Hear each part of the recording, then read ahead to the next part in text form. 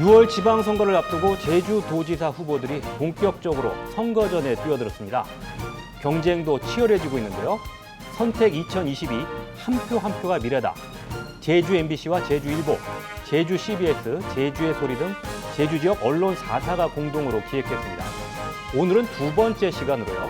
무소속 박찬식 후보 모셨는데요. 박찬식 제주도지사 후보에게 듣는다. 지금부터 시작하겠습니다. 오늘 만나볼 도지사 후보는 무소속 박찬식 후보입니다. 박찬식 후보님 안녕하세요. 네, 안녕하세요.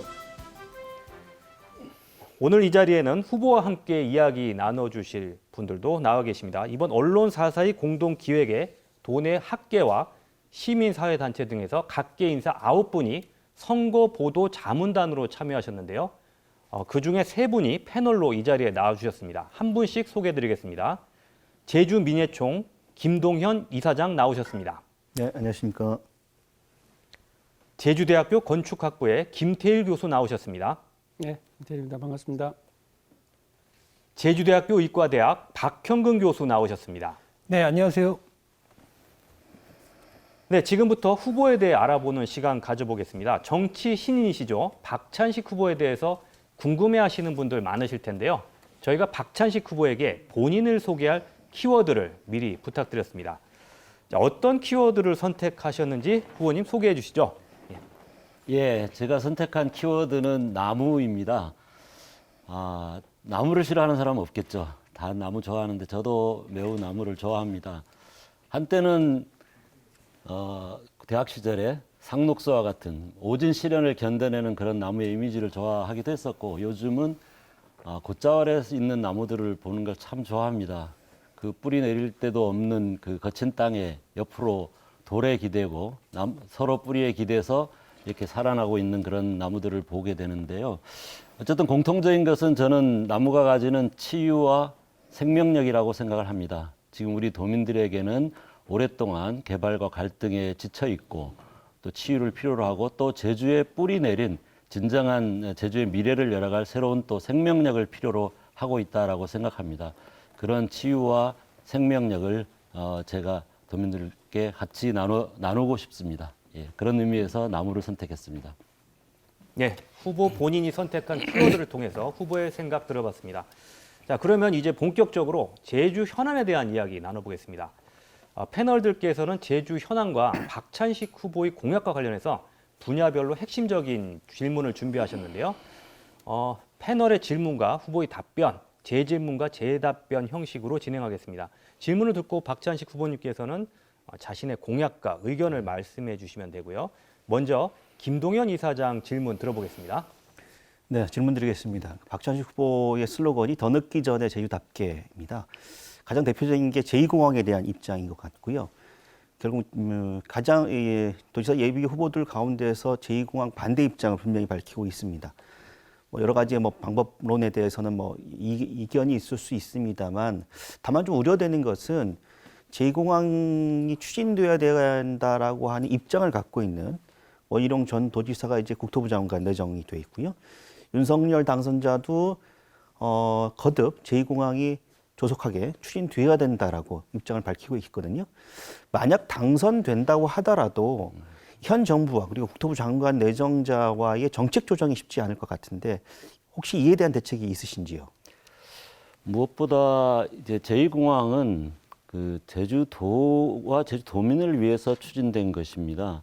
애초부터. 그러니까 물론 이제 관광객들의 어떤 그 이용 편의도 있겠죠. 그렇지만 예를 들어 강정 해군 기지 같은 경우는 국가 안보 차원에서 국가적인 목적이 더 우선이라고 할 수 있는데 제2공항은 그런 건 아니거든요. 그렇기 때문에 이것은 처음부터 국토부도 아니면 제주도에서도 그 제주도민의 수건 사업이다. 이런 식으로 이야기를 해왔던 거고, 그래서 무엇보다 도민의 뜻이 가장 중요합니다. 그런 의미에서 어쨌든 지금 이미 도민 여론조사 결과도 나와 있고 도민들의 뜻에 따르는 것이 가장 이제 현명한 선택이라고 생각을 하기 때문에 그 부분과 관련해서 충분히 이야기할 수 있다라고 봅니다. 아까 말씀하신 도민의 뜻이라고 말씀하셨는데, 여론조사라고 하는 것이 주민투표라고 하는 강제적 방법을 도입하지 못했기 때문에 사실상 이제 한 발 후퇴된 합의였잖아요. 그런데 이제 국토부 장관 내정된 원희룡 전 도지사가 실질적으로 주민투표를 실시할 수 있는 권한을 가지고 있지 않겠습니까? 만약에 당선된다면 원희룡 국토부 내정자에게 이와 관련해서 주민투표를 요구할 생각은 있으신지요? 필요하다면? 그 사실은 지난번 그 도민 의견 수렴 방법으로 주민투표도 얘기했고 또 이제 그 공론조사도 얘기했고 여론조사 여러 가지 방법들이 얘기됐는데 사실은 국토부가 주민투표는 절대로 안 된다. 그렇게 해서 이제 여론조사로 가게 됐던 거거든요. 그래서 지금 그 과정을 다시 반복한다는 것은 사실은 이게 뭐하게 얘기하면 일사부재리의 문제이기도 하고 네네. 또 다른 갈등을 또 그 부추기는 문제라고 생각을 합니다.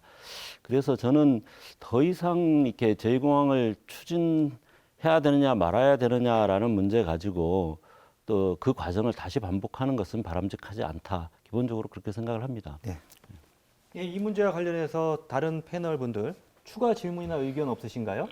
뭐 저희가 제2공항은 단순한 공항의 문제는 아닌 것 같고요. 조금 전에 말씀하신 맥락에서 본다 그러면 어떤 관점에서 바라보는가의 문제인 것 같습니다. 그러니까 박 후보께서는 도민을 위한 공항, 도민의 생활에 기반이 되는 공항으로 바라보시는 반면에 중앙부처에서는 아무래도 우리 관광 수용의 어떤 그 확대 또 어떻게 보면 좀 개발에 포커스를 둔 면도 있는 것 같고요. 그런 측면에서 제2공항을 어떤 관점에서 우리가 좀 들여다보는가에 따라 상당히 또 의견이 달라질 것 같습니다. 그런 부분에 대한 뭐 환경 수용 능력이랄까요? 뭐 그런 관점에서 어떤 식으로 좀 해결책을 찾고 계신지라는 걸 좀 여쭤보고 싶고요. 또 하나는 여기 공약 중에 재밌는 게 그냥 제2공항이라는 명칭 대신 이제 그 4.3 평화국제공항이라는 명칭을 붙여졌는데 어떻게 보면 좀 이게 생뚱맞은 느낌도 드는데 거기에 대한 어떤 배경이랄까 이유도 좀 설명같이 들었으면 좋겠습니다. 예, 먼저 사실은 이제 그 제2공항은 아까 말씀하셨듯이 이게 단순히 그냥 일반 그 관광시설과 같은 하나의 고립된 시설의 문제가 아니라 이것은 더 많은 관광객을 수용하기 위한 받아들이기 위한 시설이고 또 거기에 따라서 연쇄적으로 예를 들어 도로도 늘려야 되고 그 다음에 이제 관련된 휴양 시설이라든가 갖가지 시설도 늘려야 되는 이런 문제, 그러니까 파급 효과가 굉장히 큰 문제다 이렇게 말씀드릴 수 있을 것 같고요. 그래서 이것은 제주의 어떤 100년 대계의 문제로서 바라봐야 된다. 공항 한번 지어지면 뭐 몇십 년 안에 해체되거나 그럴 수는 없는 거 아니겠습니까? 그런데 저희들도 애초부터도 과연 제주도가 어느 정도의 관광객을 받아들이는 것이 적정하냐라고 하는 이 부분의 얘기가 먼저 되고 그런 다음에 얼마 정도의 그런 확충이 필요하냐 또 거기에 따라서 그 확충의 적절한 방법은 뭐냐 이렇게 논의가 되는 게 바람직한 것이었습니다. 그리고 그걸 저희들 계속 요구를 했었고요. 그런데 그 앞부분을 계속 이제 단순 수요 예측으로 대체를 해버렸거든요. 그러면 그게 제주도에 바람직하지 않은지 이런 게 전혀 없는 겁니다. 그래서 저는 이제 지난번 지방선거에서도 우리 고은영 후보가 다른 후보들에게 어느 정도의 관광객이 제주도가 수용할 수 있는 한계라고 보느냐라는 질문을 던진 적이 있습니다. 근데 그때도 이제 대부분의 분들은 한 2천만 정도를 얘기를 하셨습니다. 관광객 2천만이면 공항 이용객으로 하면 4천만인데 그 정도 규모면 저는 사실은 이미 현 공항을 확장하는 걸로 충분하고도 남는다라는 게 이제 저는 그 부분에 대해서는 충분한 기술적인 여러 가지 수많은 사례들을 이제 봤기 때문에 확신을 하고요. 근데 이제 과연 그 정도까지 늘리는 것조차도 저는 제주도에 정말 바람직한 거냐, 그게 적정 규모냐. 물론 저는 이제 개인적으로는 현재 정도 수준에서 플러스 마이너스 알파 정도, 이 정도가 우리 제주도가 수용할 수 있는 최대치다. 과거에는 사실은 1,000만 명 얘기를 했었거든요. 하와이 같은 경우는 연간 860만 명입니다. 하와이가 제주도에서 20배거든요. 그리고 오키나와도 한 900만입니다, 연간. 근데 제주도가 연간 관광객이 이미 1,500만입니다. 이것만 해도 사실 적은 숫자가 절대 아니다. 숫자로는 더 이상 늘릴 필요도 없고 늘리는 게 바람직하지도 않다. 이런 부분에서 근데 이제 그 부분에 대해서는 이거는 제 의견이고 사실은 제주도가 가지고 있는 여러 가지 환경 자원들의 현재 실태나 그것들이 지속 가능성이나 또 그것들이 가는 가치나 이런 부분에 대한 전반적인 평가 그리고 그 속에서 또 도민들의 사회적 논의 이런 걸 거쳐서 우리 제주도가 수용할 수 있는 혹은 받아들여야 되는 적정 관광객 규모 이런 부분에 대한 사회적 합의가 우선돼야 된다. 저는 일단 그런 생각을 하고 있고요. 그 다음에 이제 그 두 번째 질문이 이제 4.3 평화 신공항 말씀을 하셨는데 저는 이제 그 설사 그 관광객 2천만까지 하더라도 사실은 현공항 개선으로 충분하다. 현공항의 핵심적인 문제는 현공항의 지금 활주로와 터미널 사이가 너무 비좁아서 지상 이동이나 이런 부분들이 굉장히 불편하고 또 우리 승객들도 비행기를 그 터미널에서 바로 타지를 못하고 버스로 이동해야 되고 막 이런 문제들이 있거든요. 그래서 터미널을 이전해서 확장하고 그래서 터미널을 아주 편리하고 쾌적한 터미널로 만들고 그 사이에 공간을 늘려서 지상 이동을 활발하게 하면 활주로 용량은 지금 두 개의 활주로로 하고도 남는다. 이렇게 생각을 합니다. 그래서 이제 현공항을 확장하고 개선해서 좀 여유 있게 만들자. 그러니까 뭐 더 많은 관광객을 수용하자라는 측면보다는 이미 좀 어느 정도 포화 상태이기 때문에 그걸 좀 여유 있게 만들자라는 취지에서 이제 현공항의 어떤 개선 확장을 말씀드리는 거고 그리고 아시다시피 그 4.3이라는 게 제주도 전체의 상징성이기도 하고 또 동시에 그 공항 위치 자체가 과거에 4.3의 아픈 기억을 갖고 있는 곳이기 때문에 그런 부분들을 제주를 찾는 분들이 제주의 4.3의 아픈 역사도 알고 또 그 4.3의 어떤 평화 인권 정신도 되새길 수 있는 그런 공간에 의미를 부여를 하는 게 좋지 않겠느냐 그런 의미에서 이제 4.3 평화 신공항을 제안했습니다. 네. 예. 자, 제2공항 부분에 관련해서 충분히 말씀하셨을 걸로 생각하고요. 다음 주제로 넘어가겠습니다. 자, 두 번째 질문은 김태일 교수께서 하시겠습니다. 예. 저기 공약 중에 좀 눈에 띄는 부분이 성상 그 물류 특구 예. 조성하시겠다라는 게 있는데요. 뭐 좀 외람된 말씀이지만 제가 보기에는 제2공항에 대한 부분을 반대하는 그러니까 어떻게 보면 그것을 처리하는 대신 성산 지역에 약간의 인센티브를 주는 뭐 그런 느낌을 좀 받았습니다. 제가 보기에는 그런 느낌이 들었는데요. 근데 이제 그런 부분에 대한 뭐 해명도 필요하시겠지만 이제 실은 잘 알고 박 후보께서 알고 계시겠지만 지금 국가 정책으로 지금 제주 신항이 또 추진되고 있지 않습니까? 매립을 해서 뭐 그런 부분에 대한 찬반도 있긴 합니다만 어떻든 공항과 마찬가지로 이 중앙부처에서 추진하고 있는 주요 사업 중에 하나고 실제로 계획에 반영이 되어 있기 때문에 도지사의 어떤 그 권한으로서 그것을 제어하고 그것을 변경하고 하는 건 상당히 좀 무리한 부분도 있을 거다라는 생각이 듭니다. 그럼에도 불구하고 성산항 물류 특구를 조성하시고 또 제주 신항과의 관계를 또 조성하고 하는 부분이 쉽지는 않을 것 같은데 그런 부분에서는 어떻게 좀 생각하고 계신지요? 네, 우선 아까 말씀하신 이제 제2공항의 갈등을 해소하기 위한 어떤 방법으로 하는 측면이 없지 않습니다. 사실은 이제 제가 제2공항과 관련된 여러 논의들, 특히 이제 제2공항을 건설해야 된다라는 그 어떤 주장의 주요한 근거 중에 그나마 유일하게 제가 그래도 일리가 있다고 생각하는 것은 제주시 집중과 지역 균형 문제를 어떻게 할 거냐라는 부분은 사실은 일리가 있는 말씀들이었고 그 부분을 어떻게 해결해 나갈 거냐라는 것들은 우리의 과제라고 생각을 합니다.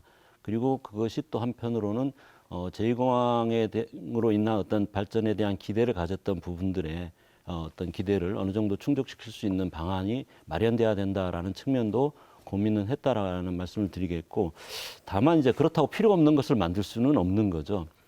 근데 이제 물류 단지라는 게 지금 제주도에 굉장히 시급하다라는 생각을 합니다. 하나는 이제 일반적으로 이제 오고 가고 하는 물류에 대한 그것을 이제 체계적으로 관리해서 물류 비용을 전반적으로 축소시키는 문제가 하나 있고 또 한편으로는 이제 농업과 관련해서 농업 생산물들을 신선도를 일정하게 유지해 가지고 보관할 수 있는 그럼으로써 이제 수급이 일시적으로 이제 출하된다든가 이런 어떤 수요와 수급을 조절할 수 있는 기능 이런 것도 굉장히 지금 제주도에 시급한 형편이고 그런 부분들을 담아낼 수 있는 물류 기지가 어딘가에는 필요하다라는 생각을 했고 그런 의미에서 이제 성산 후보가 적절하지 않겠냐 이런 판단을 한 것이고 또한 성산에 이미 항구가 있기 때문에 그것을 물류항으로 해서 컨테이너 선적을 할 수 있는 그런 규격화된 그런 그 컨테이너로 선적을 할 수 있는 이런 그 물류항으로 개발한다면 이제 물류 비용도 줄일 수 있겠다.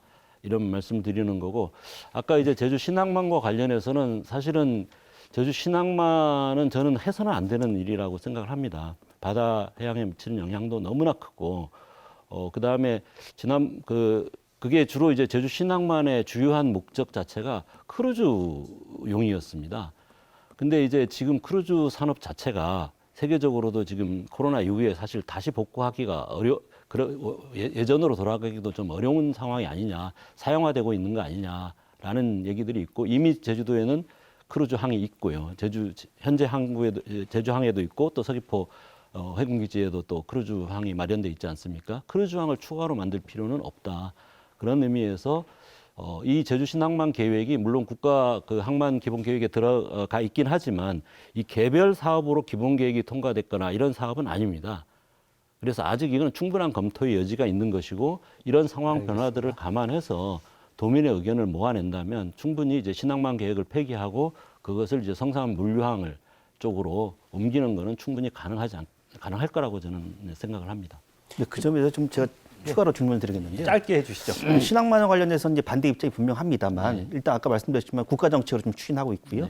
그러면 이거 무조건 안 된다라고 하는 것으로는 중앙정부를 설득할 수 없지 않느냐.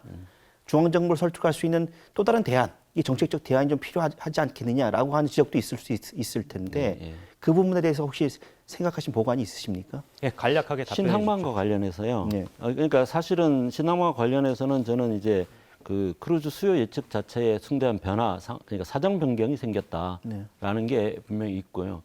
그다음에 이제 어쨌든 제주시의 그 신항만을 건설했을 경우에 아니면 그 다른 용도로 사용했을 경우에 사실은 제주시 구시 도심리 이미 지금 상당히 복잡한 상태인데 교통 문제라든가 여러 가지 측면에서 제주시 신항만 건설이 물론 제주도에서 요청해가지고 국가 항만 계획에 그 종합 계획에 들어가 있긴 하지만 어떤 사정 변경이 생겼고 더 긴박하게 더 중요하게 필요한 물류항 부분들로 좀 전환할 필요가 있겠다라는 부분에 대해서는 저는 그게 크게 어려운 문제는 아니다. 왜냐하면 이게 개별 사업으로서 이미 기본 계획이 검토되고 여러 가지 환경 영향 평가 영향이라든가 이런 것들이 검토된 이후에 기본 계획이 수립돼 있다면 그거는 상당히 어려운 문제지만 지금 그런 단계가 전혀 아닙니다.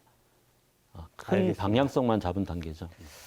네, 이번에는요. 보건의료 분야에서 제주대학교 의과대학의 박형근 교수께서 질문하시겠습니다. 네, 박형근 교수님 질문해 주시죠.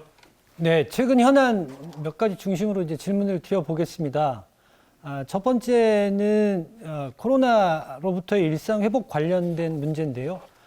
지난 2, 3월 동안의 대유행이 이제 지나고 확진자가 빠르게 줄어들고 있고, 그리고 우리 사회가 단계적 일상 회복으로 하나씩 준비해 나가고 있는 상황입니다. 우리 박 후보님께서 도지사로 당선이 되시면 7월 1일부터 이제 도정을 책임지고 운영을 하시게 될 텐데, 그때 그 시점이면은 그 단계적 일상 회복을 위한 도의 정책이 굉장히 이제 중요해질 거라고 생각을 합니다. 그동안 사회적 거리두기나 강력한 방역 조치 때문에 많은 고통을 받으셨던 분들에 대해서 살펴야 될 문제도 있을 것 같고, 그 다음에 그 단계적 일상 회복을 위한 일정한 방역 조치의 이제 관리 문제라든지 추후 있을 수 있는 신종 감염병에 대비하기 위한 여러 가지 조치들이 이제 있을 것 같습니다. 이와 관련해서 우리 박 후보님께서 어떤 생각과 정책을 갖고 계신지 말씀 좀 부탁드리겠습니다. 아무래도 단계 일상 회복 문제는 이미 이제 많이 진행되고 있고, 또 이게 아무래도 이게 지역 차원에서 결정이 아니라 전국적인 차원에서 결정하는 문제이기 때문에 그런 전국적으로도 아마 이제 과거처럼 초기처럼 코로나를 아주 이제 위험 질병으로 보고 이렇게 했던 부분은 조금 이번에 우리가 이제 오미크론을 겪으면서 저도 이제 한 일주일 동안 코로나 걸려서 이제 좀 잠시 쉬고 나왔습니다만은 이제는 좀 중환자 관리라든가 중환자의 치료라든가 이런 부분에 좀 중점을 두고 일상은 회복하는 방향으로 가는 게 기본적으로는 맞다고 생각이 들고요. 다행히 지난번 메르스 사태를 겪고 나서 사실 우리 지역에서도 어느 정도 그 관련된 그 기구라든가 사람 그 인적 자원이라든가 그다음에 어떤 대응 체제라든가 그런 데 대한 훈련이라든가 이런 게 어느 정도 좀 그 진행돼서 이번 코로나 사태 때 그나마 그 저는 뭐 나쁜 점수를 줄 정도는 아니었다라고 기본적으로는 생각을 합니다. 근데 이제 이번 경험을 바탕으로 해서 조금 더 그 부분들을 좀 더 이제 그 인원도 조금 확충해야 될 것 같고 우리 그 역학조사라든가 감염병 치료라든가 이런 부분에 대한 인원도 좀 확충해야 될 것 같고 정리해 주시죠. 예, 무엇보다 중요한 것은 사실은 그 이 코로나 자체도 중요하지만 코로나로 인해서 예를 들어 돌봄에서 이제 공백이 많이 생긴다든가 그다음에 이제 일상적 치료에 대한 부분이라든가 그래서 좀 저는 지역사회 통합 돌봄과 의료 이런 부분들이 결합된 새로운 좀 그 시스템들을 지역에서 만들어 나가는 게 중요하지 않을까라는 생각을 합니다. 네, 그 최근에 다시 그 영리법인병원 문제가 이제 부각하고 있는데요. 그동안 한 이제 30년 전에 세계 국제무역기구 WTO 체제 출범과 맞물려서 앞으로 이제 자본, 사람, 물자의 국경 간 이동이 자유화가 될 텐데 우리가 좀 먼저 선도적으로 적극적으로 영리법인병원을 도입할 필요가 있다라는 주장이 이제 제기가 됐었고 그 가장 최적지로 이제 제주도가 선정이 돼서 지금 이제 녹지국제병원이라고 하는 이제 건물이 번듯하게 들어서 있는데 실제 이제 운영과 관련돼서 여러 가지 지금 이슈와 현안이 있습니다. 두 가지를 좀 여쭤보고 싶습니다. 영리법인병원 문제에 대한 후보자님의 생각과 의견이 어떠신지랑요. 두 번째는 지금 녹지국제병원의 이제 후속 처리와 관련돼서 어떤 생각을 갖고 계신지 좀 질문을 던져 보겠습니다. 예, 저는 뭐 영리병원은 애초에 만들어지지 말았어야 될 그 국제자유도시 우리 특별법에 그 조항이 들어가지 말았어야 될 부분이라고 생각을 합니다.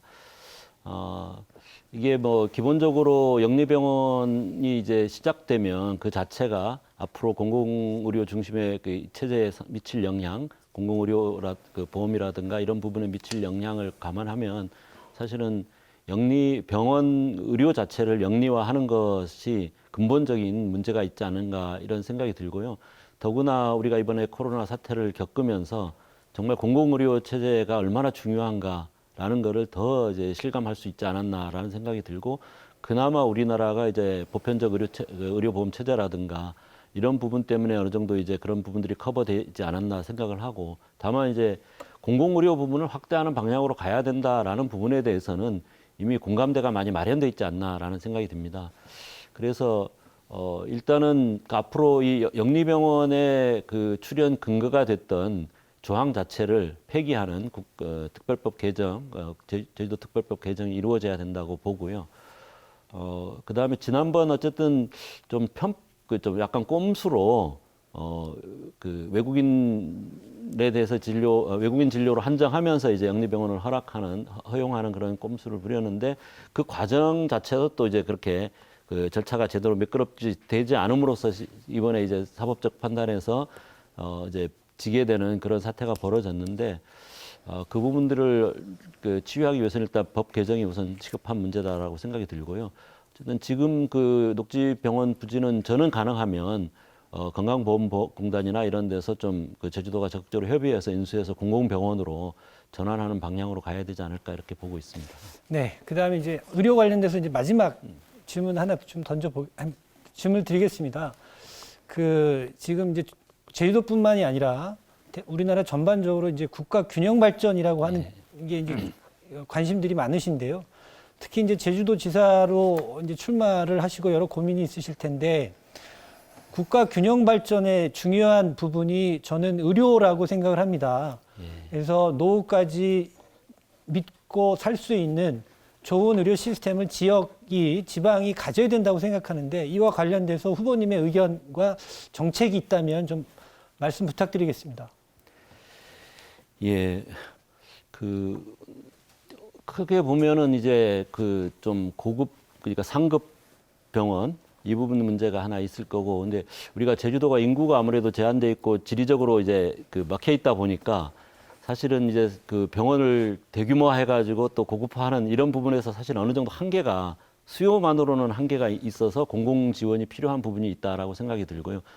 그런 이제 제주 그 종합병원의 어떤 질을 높이는 의료진을 확보하고 질을 높이는 부분에 대해서는 도정의 좀 지원이 필요한 부분이라고 생각이 들고 아까 말씀하셨듯이 이제 그 균형 차원에서 사실은 제주도 내의 균형 문제가 또 심각합니다.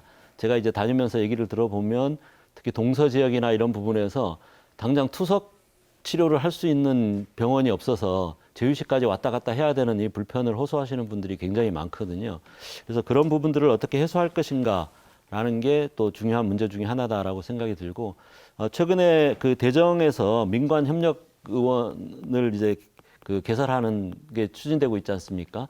그래서 이제 관에서 부지라든가 시설이라든가 이런 부분들을 해주고 그 대신 운영은 이제 민간 병원과 민간 의료 그 의사와 계약해가지고 이제 그 어떤 그 진행하는 이런 방식이 이번에 이제 대정에서 시도되고 있는데 그게 좀 저는 굉장히 그 고무적인 현상이라고 보고요. 그런 부분들이 좀 이게 지금 현재 좀 빠져 있는 부분들에 확장하는 것이 좀 필요하지 않을까 이런 생각이 들고 그다음에 또 하나는 아까 말씀드렸지만 그 지역사회 통합 돌봄과 연결된 마을 주치 개념 이런 것들이 도입돼서 그 지역사회 안에서 최대한 사전적인 건강 관리라든가 그다음에 이제 그 좀 뭐라고 할까 경증 부분에 대한 대처 이런 부분들이 그 지역 돌봄과 같이 결합해 가지고 이루어질 수 있다면 우리 제주도민들의 어떤 건강 향상이라든가 이런 부분에 큰 도움이 되지 않을까 이렇게 보고 있습니다. 예, 네. 토론의 열기가 뜨거워지고 있는데요. 잠시 쉬어가는 코너 마련했습니다. 박찬식 후보에게 간단한 질문 세 가지 드리겠습니다. 질문에 대한 답은 OX로 답하실 수 있습니다. 질문을 듣고 바로 OX판을 들어주시면 되고요. 첫 번째 질문 드리겠습니다. 나의 가족들은 도지사 출마를 찬성했다. 나의 가족들은 도지사 출마를 찬성했다. 네, 반대하셨나요, 가족들이? 네. 예. 뭐 정치인들이 흔히 그런 경우가 있죠. 예. 그 제가 평생을 그 사회 운동가로 살아왔습니다. 물론 이제 그 대학에서 강의도 했지만 근데 이제 그나마 이제 평생 하면서 돈도 못 벌고 유일하게 가진 게 명예였는데 정치판에 들어간다는 것은 결국 그 자칫하면 그 살아온 삶의 그것까지 다 잃어버리는 거 아니냐라는 얘기들을 많이 이제 이제 가족이 하면서 반대를 했었습니다. 지금은 이해하시겠죠? 네네 지금 예, 같이 알겠습니다. 열심히 돕고 있습니다. 자, 두 번째 질문입니다. 나는 원희룡 전 제주도지사의 친구다.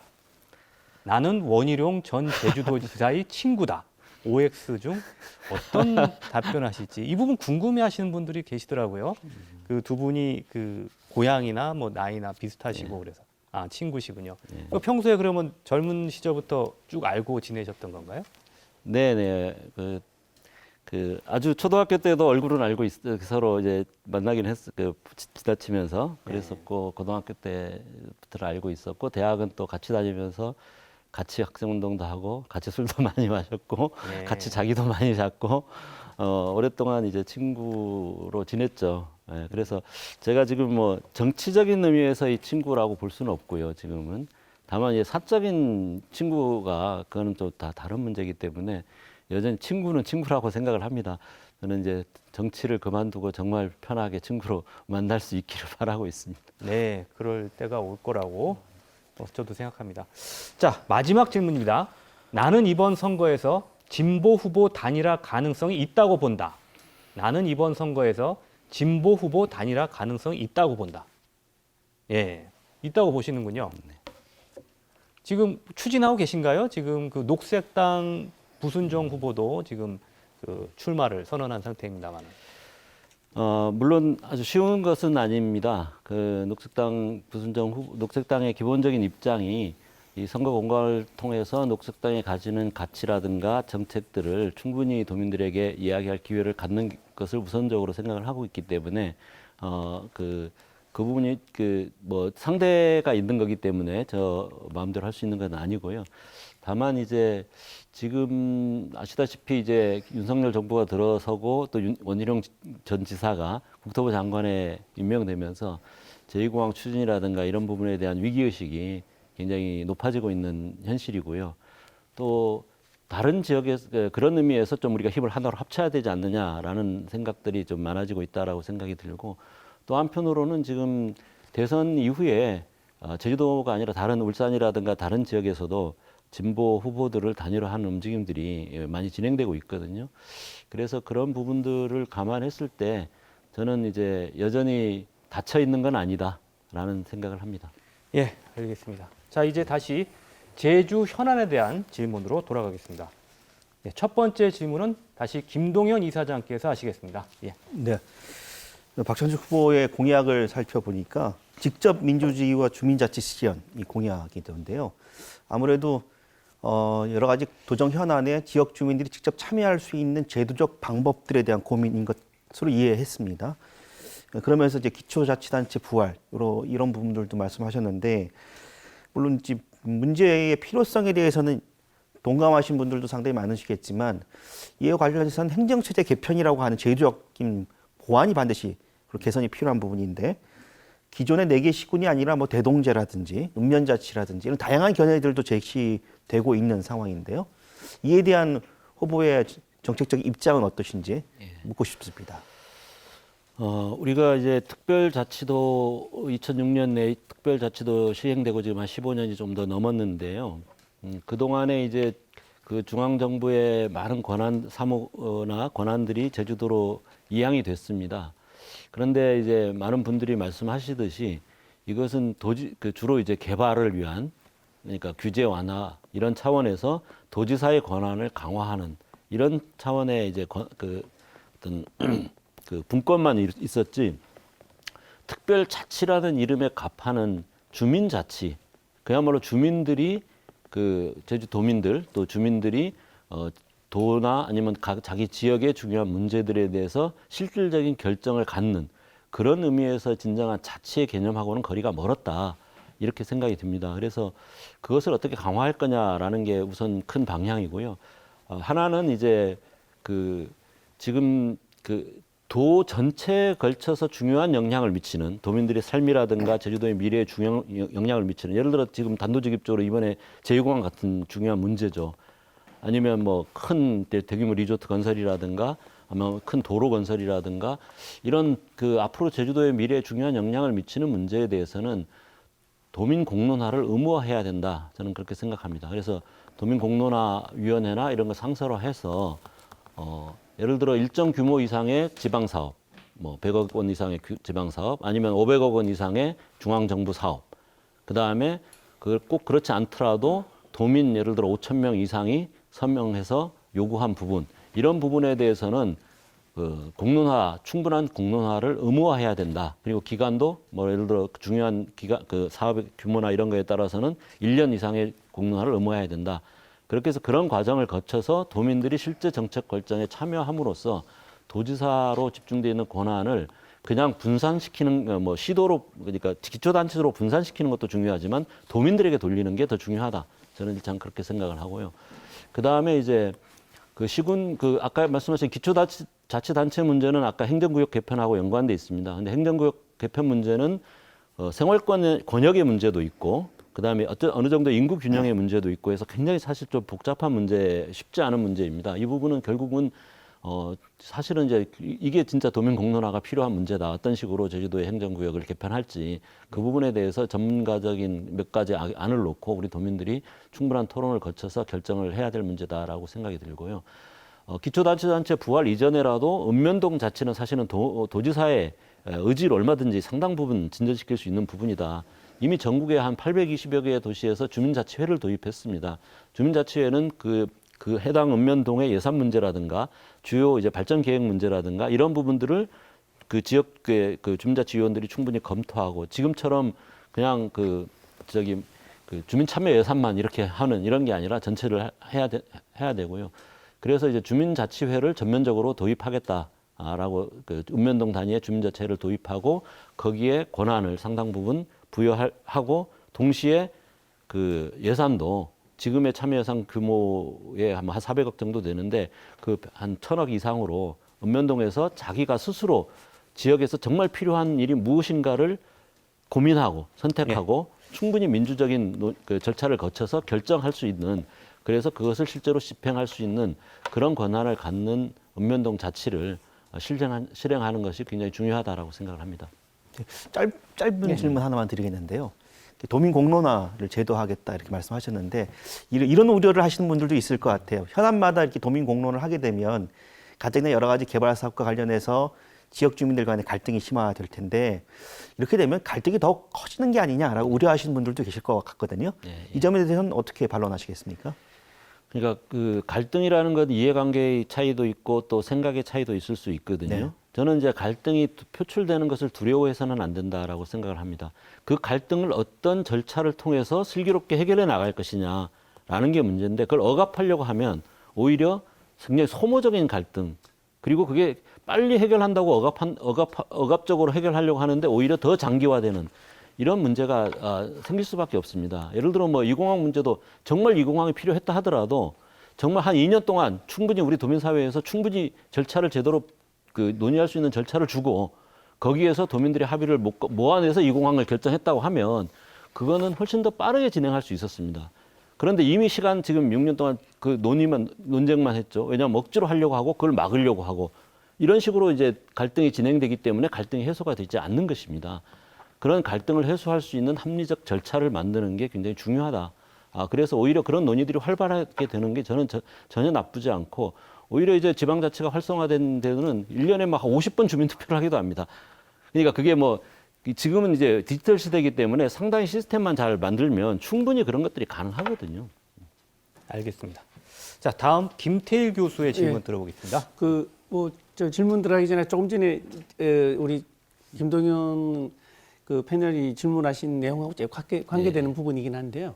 이제 그 시스템을 잘만 정착하면 괜찮다고 말씀하시면 실은 읍면동 단위로 해서 만들어지는 주민자치위원회의 어떤 역할 저는 공감하는 부분이 있다고 생각이 듭니다. 이제 민주적인 절차 의사의 결정은 근데 문제는 이제 제2공항 같이 큰 결정은 뭐 우리 도민 차원에서 하면 되지만 지역 단위에서 하는 부분에서의 이제 그 위원회 구성의 전문성 또 결정의 어떤 공정성 이런 부분에서 상당히 잘못하면 이제 갈등의 구조도 막을 수 있는 부분이 있지 않은가라는 우려의 하나 질문이라고 좀 생각이 들고요. 또 하나는 그 이게 주민 공람이라든지 제도권에 이제 그런 제도가 없는 것이 아니라 운영의 시스템의 좀 이게 불합리성이랄까요?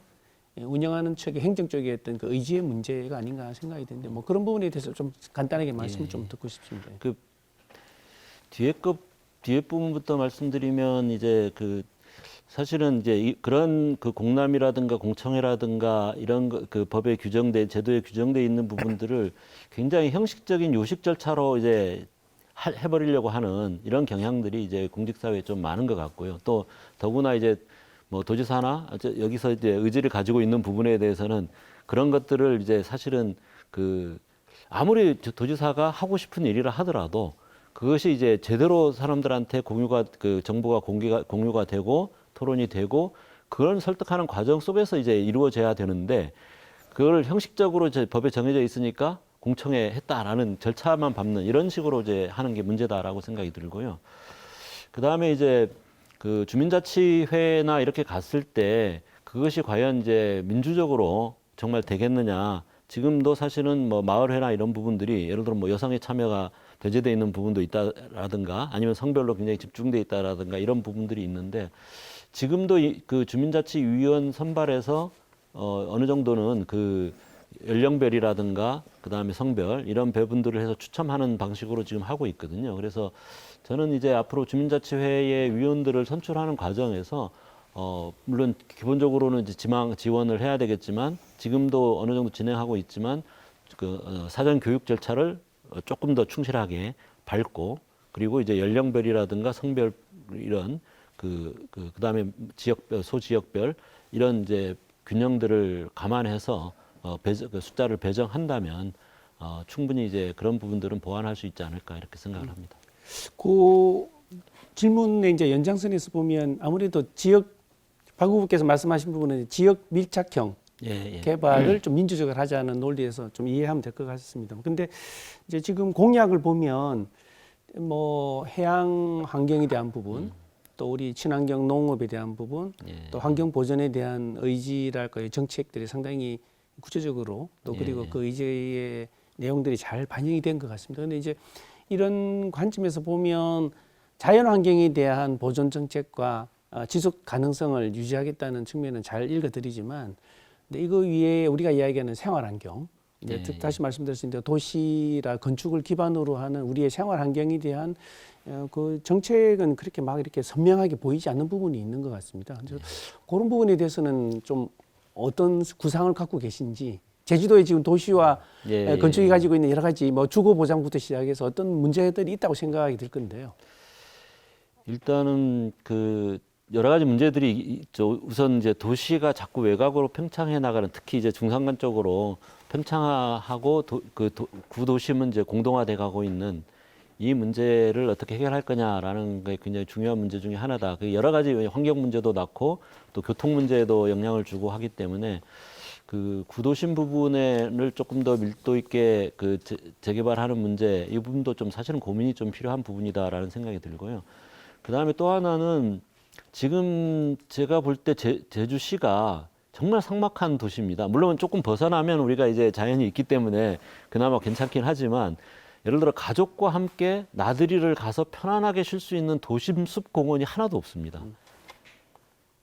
저는 이게 굉장히 시급한 과제다. 그러니까 걸어서, 엔간하면 걸어서 이렇게 접근해서 그 저녁에 같이 보따리 싸서 도시락도 먹고 이렇게 할 수 있는 공원이 세계 어느 도시에 가봐도 그런 공원들이 있지 않습니까? 그 센트럴 파크니 뭐니 해가지고. 근데 지금 제주도심에 그런 게 하나도 없고, 기껏해야 이제 탑동 콘크리트 바닥에 가가지고 이렇게 하는 가고 있는데, 저는 그 부분을 시급하게 해결해야 된다. 제주시 생활 환경과 관련해서.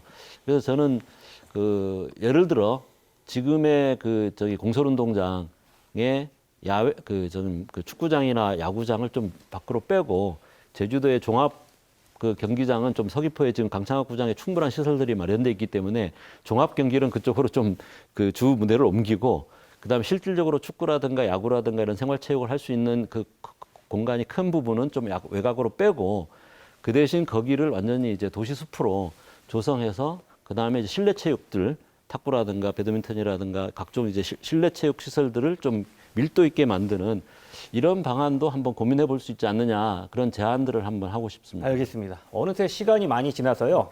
마지막으로 노동 분야에서 박형근 교수께서 질문 준비하셨는데요. 예, 박형근 교수님 질문해 주시죠. 네, 우리 후보께서는 보수 정당과는 이제 차별화된 정치를 펼치시겠다고 하면서 이제 출마를 하셨습니다. 이제 관련해서 노동 정책이 눈에 띄는데요. 돌봄, 복지, 안전 등 이제 사회 필수 인력에 대해서 고용을 정규직화하겠다라고 하는 공약과 함께 이들에게 이제 생활임금제도를 도입하겠다라고 하는 거를 이제 공약으로 제시하셨습니다. 여기서 이제 그 정규직화를 어떻게 추진하실 건지, 그리고 사회생활임금의 내용과 그리고 관련해서 도가 어떤 역할을 어떻게 하고 얼마를 보장하겠다고 하는 건지에 대해서 좀 말씀 부탁드리겠습니다. 예, 저도 참 오랫동안 그 노동운동과 관련된 활동들을 좀 해왔습니다. 근데 기본적으로 이제 그 노동을 도정의 정말 파트너로 인정하는 이런 게 우선 제일 시급하다고 생각을 하고요. 사실은 뭐 구체적인 세부적인 정책들이야 또 거기서 많이 논의될 수 있을 거라고 생각을 하는데, 도의 어떤 노동 정책관을 도입하고, 그 다음에 이제 노동권익센터 같은 걸 만들어서 현재 노동자들의 어떤 실태라든가 이런 것들에 대한 조사가 제대로 이루어져야 되고, 또 거기에 무엇이 정말 필요한 것인지 이런 부분들이 거기서 이제 충분히 데이터가 마련되면서 어떤 노정 간의 어떤 정기적인 그런 교섭이라든가 이런 부분들을 하는 게 저는 더 중요한 문제라고 생각을 하고요. 다만 이제 제주도에 굉장히 이제 영세 사업장 규모가 너무 많습니다. 사실은 사인이야가 거의 10만 명 가까이 되고, 그래서 이제 이런 부분들에 대해서 지금 사대보험이 사대보험 적용률을 보면은 제주도가 전국적으로 굉장히 낮은 편입니다. 고용보험이나 특히 이제 이런 그 산재보험이나 그래서 이런 부분에 대해서는 도가 좀 적극적인 지원이 필요하지 않겠냐라는 생각이 들고요. 그래서 이 그 사회보험의 사각지대를 해소하는 게 우선적으로 좀 저는 중요한 문제다라고 생각을 하고 생활임금 부분은 사실은 조금 점진적인 문제라고 생각합니다. 한꺼번에 할 수 있는 문제는 아니고 일단 공공 부분에서 생활임금을 지금 이제 어느 정도 이게 정착해 나가고 있는데 그다음에 이제 그거를 좀 민간 부분으로 어떻게 확산해 나갈 거냐, 특히 이제 도의 지원을 받는 이런 기업이라든가 이런 부분들을 좀 고민을 해야 될 것 같고요. 정규직화는 어쨌든 그 공공 부분에서의 정규직화가 우선 중요한 문제라고 생각이 들고요. 그러니까 정규직화라는 게 좀 획일적으로 얘기될 수 있는 부분은 아니라고 생각이 듭니다. 그 업종의 성격이라든가 이런 거에 따라서 그 시간이라든가 이런 부분들을 뭐 일률적으로 할 수 있는 문제는 아닌데 큰 방향을 고용을 어떻게 안정시킬 거냐 그런 차원에서 이제 정규직화의 개념이 중요하지 정규직화를 생각을 해야 되지 않나 이런 생각이 듭니다. 예. 제가 한 가지 추가로 질문 드릴 게 있는데요. 후보님 공약 중에 네. 무상 버스 공약이 있더라고요. 네, 네. 네. 버스를 무료로 탈 수 있다는 얘기죠. 네. 그런데 지금 현재도 버스 준공영제를 하면서 연간 1,000억 원대 정도 제주도가 부담을 하고 있다고 알고 있거든요. 네. 그렇다면 지금 후보님께서 제시하신 그 버스 광고로 해서 이 재원을 충당하시는 걸로 일단 공약을 하셨는데 이 재원을 어떻게 과연 마련할 것인지 과연 현실적으로 가능하겠는지 예. 말씀해 주시죠. 무상버스와 택시, 무상버스와 퍼스널 모빌리티 이런 부분들을 연계를 잘 시키게 되면 전체적으로 이제 그 승용차 이용료를 획기적으로 줄일 수 있고 그래서 우리가 다른 데 들어가는 비용들, 그 기후위기에 대응해서 들어가는 비용들이라든가 이런 부분들을 감안하면 충분히 해볼 만한 공약이다라고 해볼 만한 도전이다라고 생각이 들고요. 다만 이게 단순히 버스를 무조건 무상으로 한다. 이거 하나로 그치는 문제는 아니다. 전체적인 대중교통 체제를 획기적으로 이제 재편하는 문제, 이것과 연관해서 전체적으로 앞으로 제주도의 승용차 수요, 특히 렌트카 수요를 획기적으로 줄여나가는 문제, 이런 것과 연관됐을 때 비용 부분은 충분히 감당할 정도의 수준이 될 수 있다라고 생각을 합니다. 알겠습니다. 네, 벌써 마무리할 시간이 됐습니다. 마지막으로 박찬식 후보의 마무리 발언 들어보시겠습니다. 예. 우리 지난 20년의 제주를 돌아보면 한편으로는 정말 제주의 가치가 새롭게 발견된 시기였습니다. 유네스코가 지정한 세계 자연유산, 세계 지질공원, 그리고 이제 생물권 보전 지역으로 선정됐고 또 람사르 습지 도시로도 선정이 됐고 이런 부분들은 이 화산섬이 갖는 제주도의 가치가 이 시대에 새롭게 각광받고 빛나는 그런 시기였다라고 생각이 들고 다른 한편으로는 우리가 너무나 개발과 성장만을 보면서 하다 보니까 그 제주도의 소중한 환경 자원과 그것이 가지는 가치들을 자꾸 이제 갉아먹어 온 시기이기도 했다라고 생각을 합니다. 저는 제주도가 자기가 가진 자원과 강점을 잘 활용한다면 우리 도민들은 충분히 고르게 잘 살 수 있다. 자, 그런 부분에 대해서 좀 자신감을 가질 수 있다라고 생각합니다. 왜냐하면 제주도가 가지는 환경이라든가 그 자연 환경이라든가 역사적으로 만들어진 인문 환경이라든가 이런 부분들이 충분히 가치가 있다라는 거예요. 경제적 가치로도 충분히 만들어낼 수 있는 힘을 가지고 있기 때문에 우리가 그냥 앞으로는 정말 무슨 리조트 개발하고 뭐 관광단지 개발하고 뭐 대규모 건물 들어서고 이런 방향으로 가는 것이 아니라 제주도가 가진 가치와 장점을 잘 활용해서 우리가 정말 그것을 우리 도민들에게 잘 돌아가게 우리 도민들이 주체가 되고 도민들에게 돌아갈 수 있는 이런 시스템들만 우리가 잘 만들어낸다면 우리가 미래에 뭐 먹고 살 것을 걱정하는 그러지는 않아도 될 거다라고 저는 충분히 확신을 합니다. 그런 의미에서 제주도가 가진 그 장점을 잘 살리는 방향으로 제주도의 패러다임과 전체적인 어떤 발전 방향을 대전환하자. 국제 자유도시가 아니라 정말 생태 환경 평화 도시로 평화의 섬으로 그렇게 전환해 나가서 우리가 충분히 살 수 있다라는 말씀을 도민들에게 드리고 그런 전환을 이끌어낼 수 있는 그런 도지사를 이번 선거에서 꼭 도민들이 선택해 주시기를 바라겠습니다. 고맙습니다. 선택 2022 한 표 한 표가 미래다. 무소속 박찬식 후보의 정책과 비전 살펴보는 시간이었습니다. 도민 여러분의 선택에 도움되길 바라며 다음 이 시간에 다시 찾아뵙겠습니다.